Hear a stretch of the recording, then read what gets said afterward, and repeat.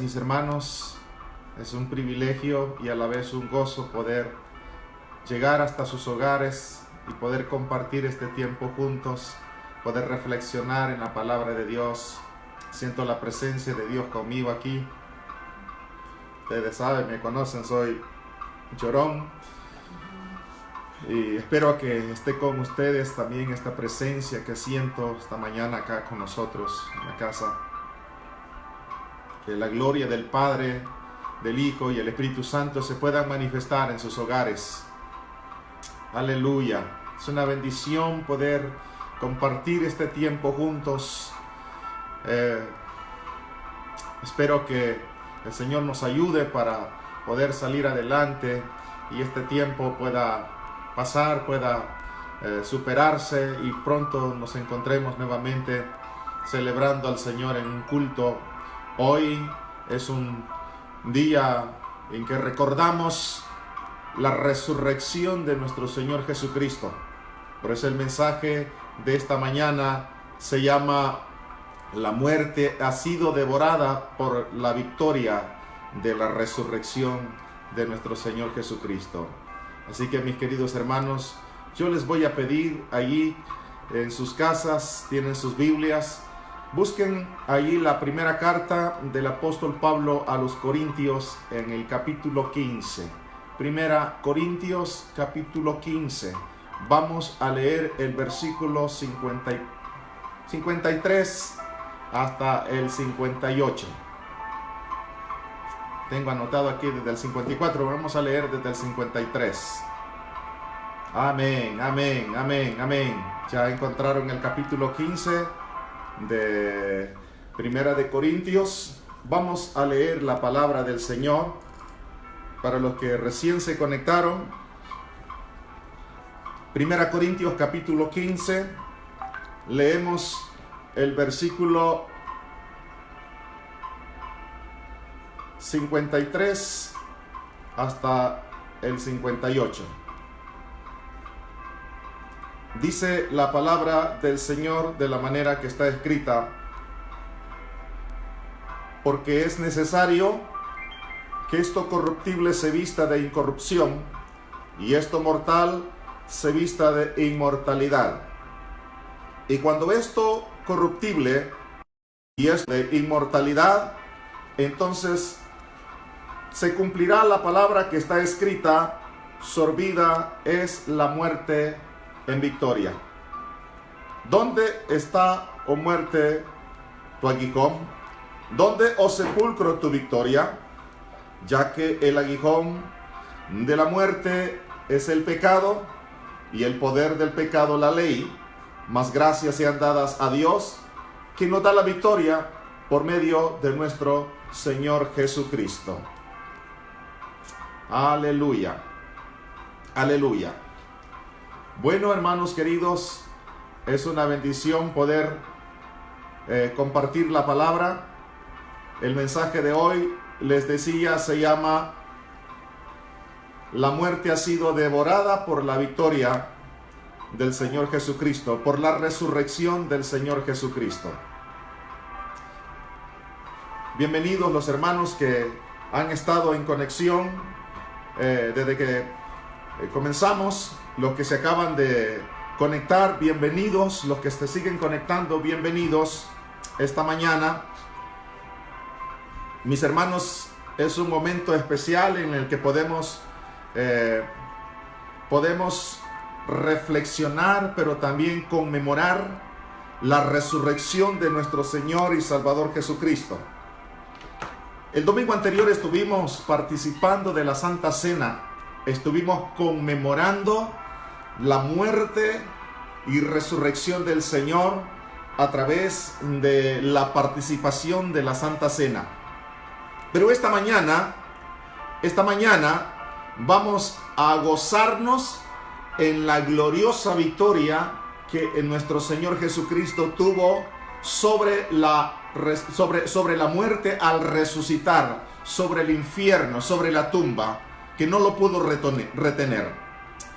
Mis hermanos, lo singular del cristianismo entre todas las religiones que existen en el mundo es la resurrección física de su fundador sobrenatural. Ningún otro fundador religioso reclama lo mismo para sí. Ninguna de las religiones puede decir que conmemoran la resurrección de su fundador. Los musulmanes no pueden decir que van a conmemorar la resurrección de Mahoma, porque Mahoma no resucitó. Los budistas tampoco pueden hacer esto porque Buda no resucitó. Nadie de ninguno de los fundadores de las religiones, hoy se le llaman religiones vivas, podrá tener la dicha que nosotros los cristianos tenemos, porque podemos conmemorar, pero no solamente conmemorar, sino disfrutar, celebrar la resurrección de nuestro Señor Jesucristo. La fe en un Cristo resucitado es absolutamente necesaria para la salvación personal. La resurrección de Cristo presta validez a otras 3 doctrinas fundamentales, o como decimos, doctrinas cardinales básicas de nuestra fe cristiana, y en ellas tenemos su encarnación. Sin la resurrección, la doctrina de la encarnación no tendría validez. Dice Hebreos capítulo 10 versículo 5, por lo cual, entrando en el mundo, dice, sacrificio y ofrenda no quisiste, mas me preparaste cuerpo. Y está hablando de la encarnación, del verbo. El verbo se hizo carne. Otra doctrina cardinal básica de la Biblia es su nacimiento virginal. El Señor Jesucristo vino a tomar cuerpo de hombre. Por eso la doctrina de la Inmaculada Concepción es antibíblica, porque la doctrina católica de la Inmaculada Concepción enseña que María era divina. Entonces eso anula la humanidad de nuestro Señor Jesucristo, porque ese no era el propósito de Dios. Para que el verbo se hiciera carne tenía que tomar parentesco del ser humano. Por eso vino a nacer como todos los hombres, a crecer en el vientre de María. Por eso esa doctrina es antibíblica, porque no puede lo divino en lo divino hacerse carne, pues ese no era el propósito de Dios. Entonces, otra doctrina que sobresale en este punto de la resurrección es su muerte por nuestros pecados. Porque dice la palabra del Señor, versículo 3 del capítulo 15 que acabamos de leer: porque primeramente os he enseñado lo que asimismo recibí, que Cristo murió por nuestros pecados conforme a las Escrituras. Entonces, la resurrección confirma el señorío y la deidad de nuestro Señor Jesucristo. El versículo 57 de este texto que acabamos de leer dice: mas gracias sean dadas a Dios, que nos da la victoria por medio de nuestro Señor Jesucristo. Entonces, las enseñanzas morales y éticas de nuestro Señor Jesucristo, como son el Sermón del Monte y todas las enseñanzas que encontramos en el Nuevo Testamento, hubiesen tenido poco significado si Cristo no fuera resucitado de entre los muertos. Si Cristo no hubiese resucitado, estas enseñanzas no tendrían mucho valor. Se recordaría a Cristo como un personaje moral que enseñó cosas importantes, pero nada más, enseñanzas morales. Sin la resurrección no hubiese habido un Pentecostés, no habría un Nuevo Testamento, ni si Cristo no hubiese resucitado, no habría poder sobrenatural para testificar, ni para vivir una vida nueva y resucitada. No habría poder. Entonces, en primer lugar, veamos su tremenda importancia. Se ve esta tremenda importancia en el espacio abundante que se le proporciona en el Nuevo Testamento.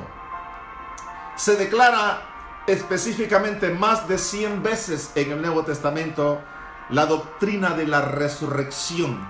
El hecho de que Cristo resucitó era el único evento que en cada uno de los 4 evangelios se describe con detalles completos. Cada evangelista presenta puntos y detalles importantes sobre la resurrección de nuestro Señor en los evangelios. De los 20 mensajes que se registran en el libro de los Hechos, 13 de esos 20 mensajes enfatizan la resurrección.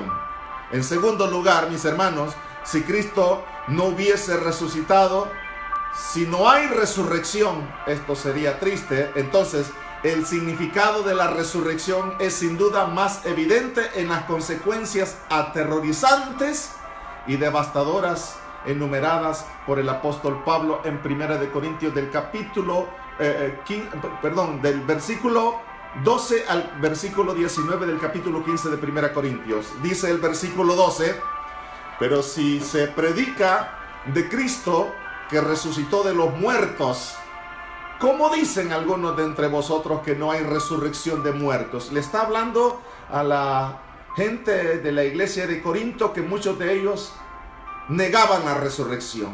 Por eso pregunta: ¿cómo dicen algunos de vosotros que no hay resurrección de muertos? Porque si no hay resurrección de muertos, tampoco Cristo resucitó.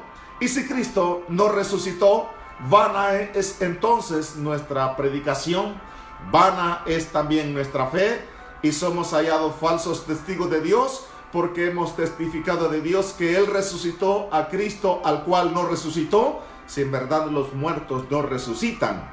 Porque si los muertos no resucitan, tampoco Cristo resucitó. Y si Cristo no resucitó, vuestra fe es vana, aún estáis en vuestros pecados.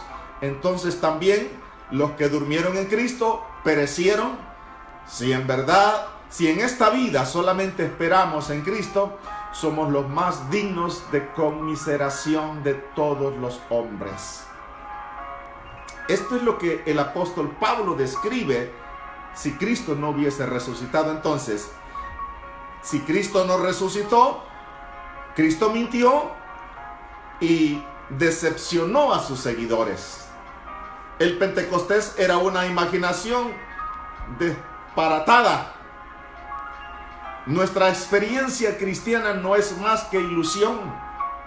La Biblia es falsa, pura leyenda. El pecado no tiene solución entonces si Cristo no resucitó. El mundo está sin esperanza si Cristo no resucitó. La eternidad queda siendo un misterio oscuro y tenebroso entonces si Cristo no resucitó.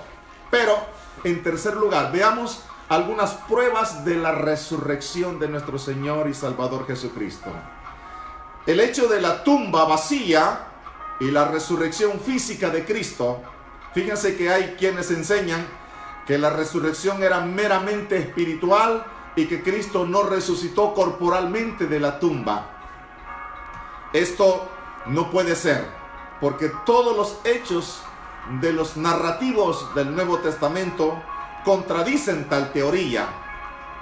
El testimonio del ángel en Mateo capítulo 8 versículo 6 nos dice el versículo 6 del capítulo 28 de Mateo: no está aquí, palabras del ángel, no está aquí, pues ha resucitado, como dijo, venid, ved el lugar donde fue puesto el Señor. Las mujeres encontraron la tumba vacía. Pedro y Juan fueron corriendo ese día de esa gloriosa mañana de la resurrección.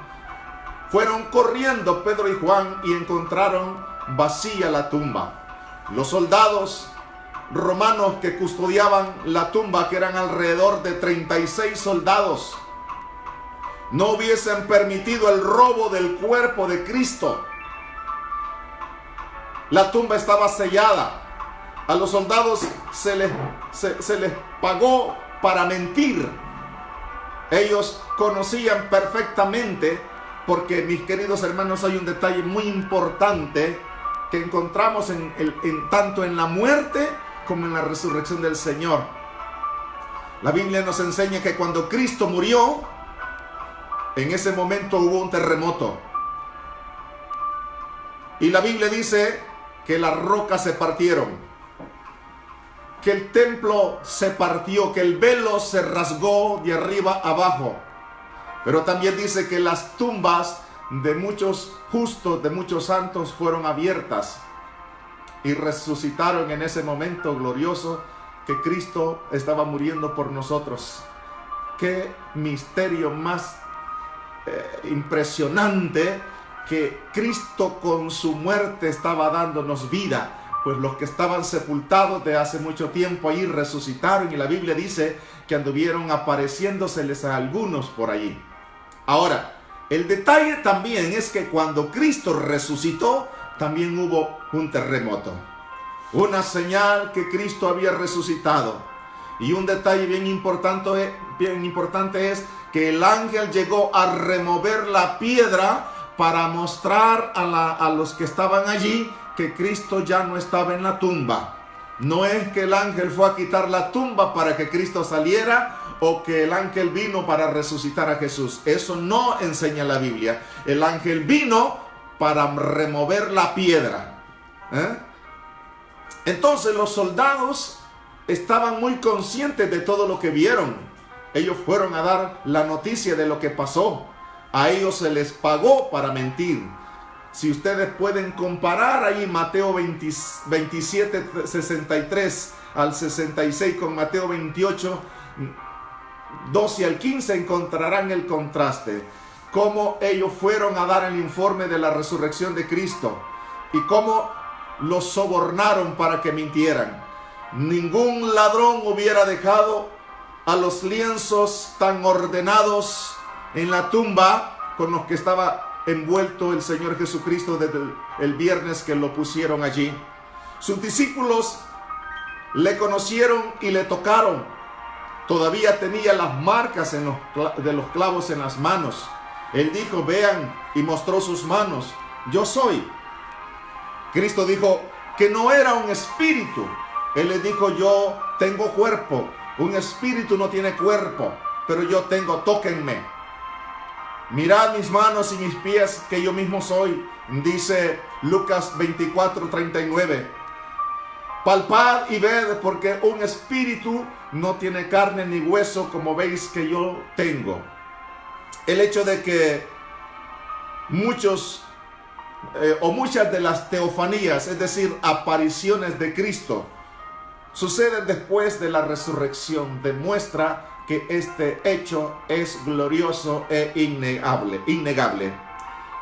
El Señor se le aparece a María allí en Juan 20, 14 al 18. Ella está buscando, porque iba, como era la costumbre, para perfumar el cuerpo, pues no les quedó tiempo el viernes porque estaban en las vísperas del día de reposo. Sin embargo, no está en la tumba. Ella está llorando, pensando como cualquier otro desconsolado que se robaron el cuerpo. Pero él se le aparece. Ella no lo conoce, piensa que es el jardinero, que es el sepulturero que está allí, y le pregunta: ¿dónde lo pusieron para que yo vaya? Y él se conmueve y le dice: María. Y cuando lo escucha se da cuenta que es el Señor. Él se le apareció a los discípulos. Cuando les hubo dicho esto, les mostró las manos y el costado, y los discípulos se regocijaron viendo al Señor. Dice la palabra del Señor en Juan 20:20. A los 11 discípulos estando juntos, se les apareció también a los discípulos en el camino a Emaús. A los pescadores, a muchos de esos discípulos que estuvieron con Cristo durante 3 años, se les ocurrió ir a pescar. Sentían que no tenían mucho para hacer. Y como nosotros, no estaban encerrados por un virus, pero sí por temor. Pero vencieron el temor y se fueron a pescar. Y allí el Señor se les apareció en la playa. Y dice Juan capítulo 21, versículo 12 al 14, les dijo Jesús: venid, comed. Y ninguno de los discípulos se atrevía a preguntarle: ¿tú quién eres?, sabiendo que era el Señor. Vino pues Jesús y tomó el pan y le dio, y asimismo del pescado. Esta era ya la tercera vez, dice la palabra, que Jesús se manifestaba a sus discípulos después de haber resucitado de los muertos. El Señor se le apareció a 500 hermanos en una sola ocasión. Muchos de los que estaban allí todavía vivían cuando Pablo cuenta esto, y bien pudieron haber contradicho lo que dijo el apóstol Pablo en 1 de Corintios 15:6. Dice la palabra: después apareció a más de 500 hermanos a la vez, de los cuales muchos viven aún y otros ya duermen. El argumento de causa y efecto. En primer lugar, el día del Señor. Se celebra el domingo como el día del Señor, porque fue un día domingo que el Señor resucitó. Y a esto le llaman los apóstoles, especialmente el apóstol Pablo, el primer día de la semana. Por eso dice Hechos capítulo 20, versículo 7, el primer día de la semana, reunidos los discípulos para partir el pan, Pablo les enseñaba, habiendo de salir al día siguiente, y alargó el discurso hasta la medianoche. En segundo lugar, número 2, el Nuevo Testamento. Otro argumento de causa y efecto. Pablo escribió porque se había encontrado con y había oído del Señor resucitado. Dice allí la palabra del Señor en Hechos capítulo 9, versículo 15. Pablo relata, y el Nuevo Testamento relata el encuentro que tuvo Pablo con el Cristo resucitado. Le habla, él va persiguiendo a los creyentes, pero Jesús se le aparece y lo bota de la cabalgadura y le dice: Saulo, Saulo, ¿por qué me persigues? Dura cosa te es dar coces contra el aguijón. En otras palabras, dura cosa te es dar patadas contra una punta. Te estás lastimando.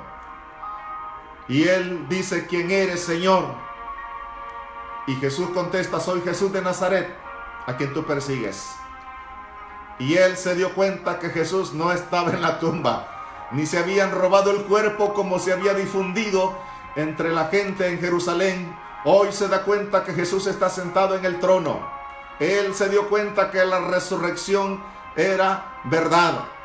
Juan escribió porque había oído y había visto y había mirado y tocado al Cristo resucitado. Primera de Juan 1:1-4 dice: lo que era desde el principio, lo que hemos oído, lo que hemos visto con nuestros ojos, lo que hemos contemplado y palparon nuestras manos tocante al verbo de vida, porque la vida fue manifestada y la hemos visto y testificamos y os anunciamos la vida eterna, la cual estaba con el Padre y se nos manifestó. Lo que hemos visto y oído, eso os anunciamos, para que también vosotros tengáis comunión con nosotros, y nuestra comunión verdaderamente es con el Padre y con su Hijo Jesucristo. Estas cosas os escribo para que vuestro gozo sea cumplido, dice Juan. Por consiguiente, sin la resurrección no hubiera habido un Nuevo Testamento, y la historia de la vida de Cristo habría permanecido encerrado o enterrada con él. Pentecostés, otro punto importante de causa y efecto.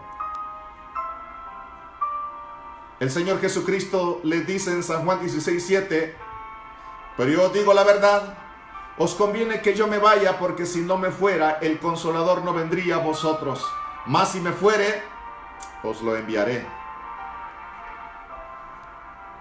Qué lindo.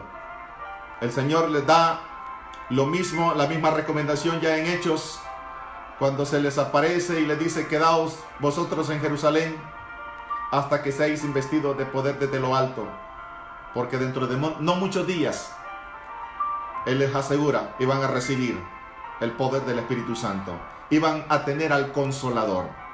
iba a celebrarse el Pentecostés.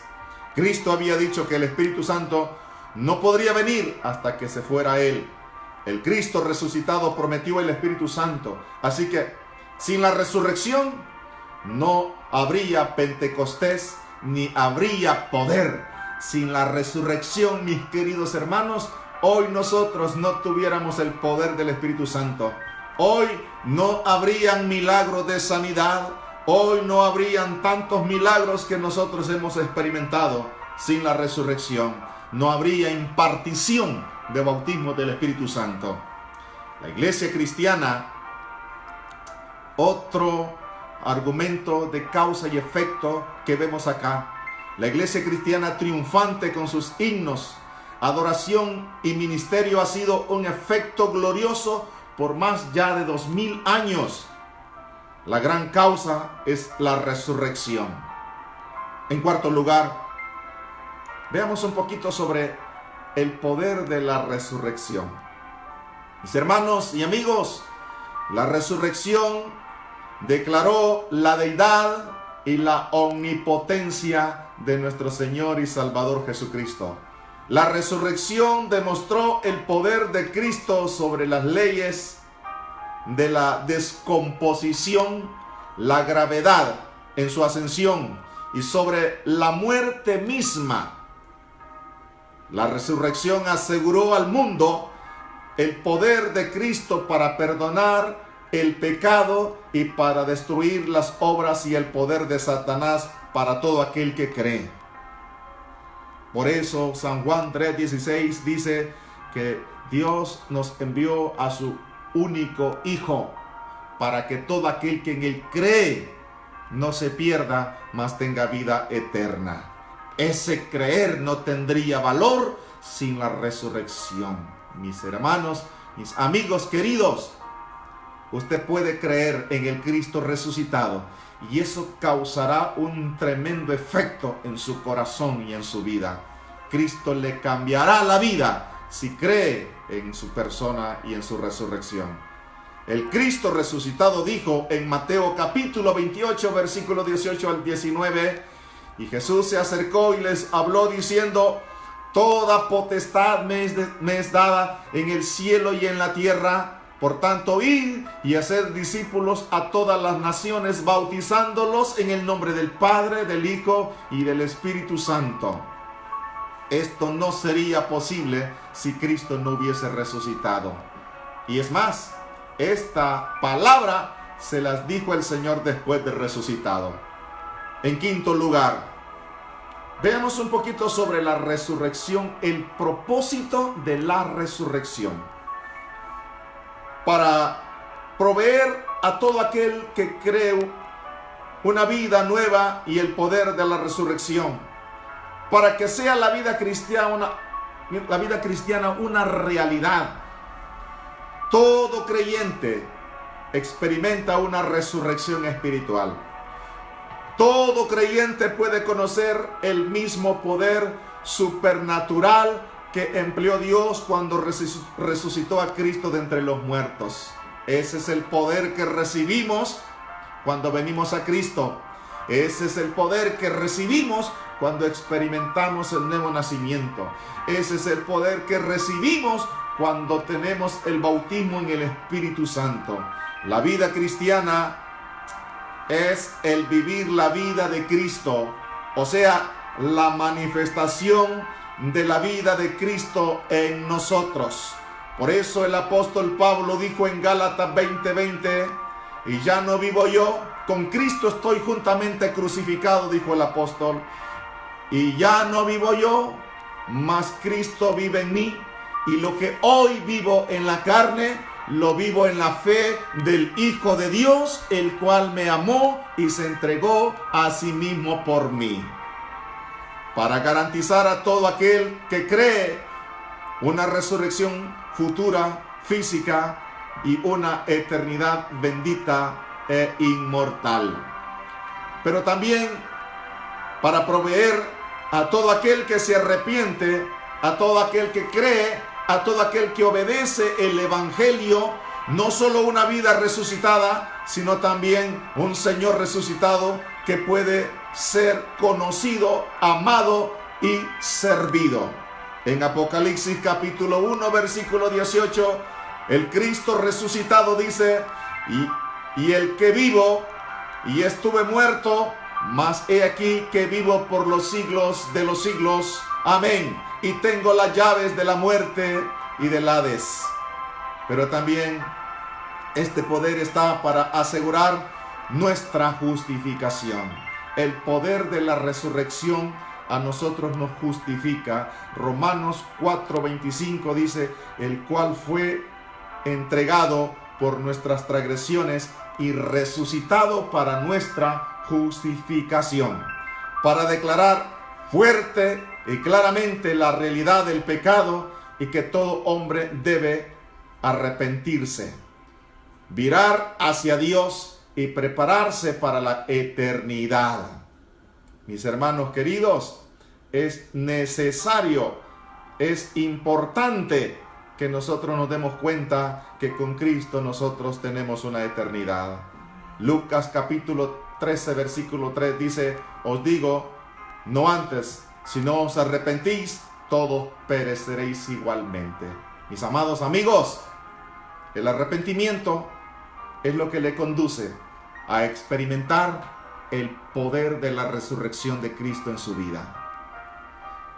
Pero también este poder de la resurrección asegura al mundo que un día hay un gran día de juicio. Se aproxima para todos los que han rechazado a Cristo y a su evangelio glorioso. Hechos capítulo 17, 31 dice, por cuanto ha establecido un día en el cual juzgará al mundo con justicia por aquel varón a quien designó, dando fe a todos con haberle levantado de entre los muertos. Estoy terminando esta palabra, este mensaje. Mis queridos hermanos, para terminar, recordemos, mis queridos amigos, recordemos que nuestro justo y gran juez no está influido por nuestra riqueza, no está influido por nuestra pobreza actual, ni por la fama o desgracia, ni por nuestro color, raza, casta o credo, posición social, inclinación política, por nada de eso. Algún día nos pararemos delante de nuestro gran Creador y Señor para ser juzgados según nuestros hechos. El día se está acercando. Estoy sorprendido de las señales que la palabra de Dios nos muestra. Dice el profeta Joel, la luna se convertirá en sangre antes que venga el día terrible de Jehová. Hoy estos días vimos una luna que nos llamó a esa tremenda reflexión. Cristo viene. Pero también la tierra está temblando a cada segundo por todos lados. Terremotos, inundaciones, erupciones volcánicas. Ayer se activó un volcán en Indonesia. Y eso dio curso a que se activara la cadena volcánica que hoy está activa. La palabra del Señor dice que la naturaleza misma gime, la creación gime y está de parto esperando la manifestación de los hijos de Dios. Mis queridos amigos, algún día nos pararemos delante de nuestro gran Consolador, nuestro gran Creador y Señor, para ser juzgados según nuestros hechos. En la eternidad sin fin que está por venir, no habrá ni reloj, ni calendario, y los siglos no se calcularán jamás. El humo del tormento del pecado y del impío ascenderá para siempre jamás. Al mismo tiempo, el goce, los cantos El éxtasis y la tranquilidad de los redimidos será interminable en el cielo. Mi querido amigo, tome la decisión ahora. Luego puede ser demasiado tarde. He aquí ahora el día de salvación. He aquí el día de salvación, dice la palabra del Señor en 2 Corintios 6:2. El día aceptable, el día de salvación. Mi querido amigo, eche mano a la vida eterna. Cristo viene pronto. No desperdicie sus días viviendo perdidamente en el pecado. Venga a Cristo, dele su corazón, escape por su vida. Cristo le espera con los brazos abiertos. Si hoy quiere hacer esta decisión, le invito a orar conmigo. Incline su rostro. Yo lo voy a dirigir en una oración. Repita después de mí esta oración para darle espacio a Jesús en su corazón y poder nacer de nuevo. Diga conmigo: Padre, te doy gracias por resucitar a Jesús de entre los muertos.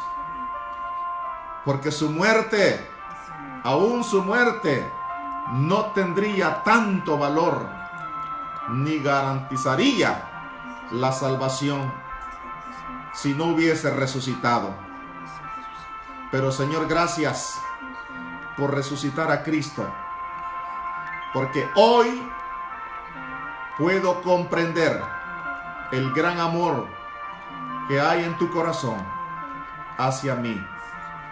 Y este día yo me arrepiento de mis pecados y recibo a Jesús como el Señor de mi vida, como el Salvador de mi vida.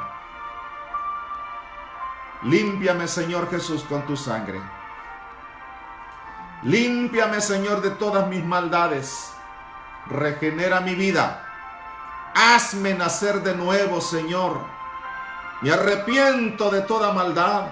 Lávame con tu sangre. Límpiame con tu sangre. Escribe mi nombre en el libro de la vida. Y lléname con tu Santo Espíritu. Yo también quiero estar en la eternidad contigo y disfrutar de tu presencia. Gracias, Señor, por la oportunidad que me has dado de tomar esta decisión. Muchas gracias.